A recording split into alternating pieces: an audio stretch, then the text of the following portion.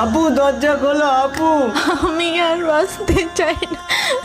আপু আগে আমার কথাটা শোনো, তারপর তোমার যা ইচ্ছা হয় তুমি তাই করো।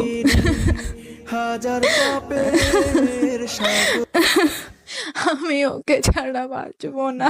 এই রকম বলতে নেই। হ্যাঁ হ্যাঁ, আমার কাছে আছে তোর সোনার হার। আমি এখন দিতে পারবো না, তুই যা করার করে নে। এই সোনার চেনটা কার? এটা আমার বন্ধুর চেন, এখন হঠাৎ বলছে ফেরত দিতে। কেন দেবো আমি? তোমার বন্ধু তোমাকে সোনার চেন দিয়েছে, তোমার তার শুকরিয়া জানানো উচিত, আর তোমাকে খুশি মনে ওই চেন ফিরিয়ে দেওয়া উচিত। আচ্ছা তাহলে তুমি কেন মন খারাপ করে কান্না করছো? আল্লাহ তোমাকে স্বামী দিয়েছিল, আবার আল্লাহ ফিরিয়ে নিয়েছে। আল্লাহ বলেছেন কুল্লু নাফসি জায়কাতুল মাউত, অর্থাৎ প্রত্যেক প্রাণীকেই মৃত্যুর স্বাদ গ্রহণ করতে হবে।